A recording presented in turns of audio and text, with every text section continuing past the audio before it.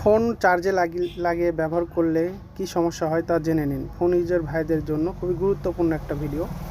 আমরা সবাই কম বেশি ফোন ইউজ করি। তো কাস্টমার এসে বলছে, ভাই ফোন চার্জে লাগিয়ে আমি ইউজ করতেছিলাম, হঠাৎ করে ডিসপ্লে আলো চলে যায়। তো আমি ফোনটা খুলে দেখলাম যে ডায়োডটা নষ্ট হয়ে গেছে, একদম পুড়ে গেছে। তো ডায়োডটা আমি চেঞ্জ করে দেওয়ার পর আলহামদুলিল্লাহ কাস্টমার সাকসেসফুল হয়। তো আমি একটা আপনাদেরকে মেসেজ দিতে চাচ্ছি, যারা ফোন ইউজ করবেন অবশ্যই চার্জে লাগিয়ে ইউজ করবেন না। কারণ যখন ফোনটি চার্জে লাগানো হয় তখন মোবাইলের মধ্যে একটা হাই ভোল্টেজ কনফিগার তৈরি হয়, যার ব্যাটারি খুব দ্রুত বা ফাস্ট চার্জিং বা সুপার ভোগ চার্জিং, খুব দ্রুত ব্যাটারিতে চার্জ ওঠার জন্য একটা হাই ভোল্টেজ তৈরি হয়।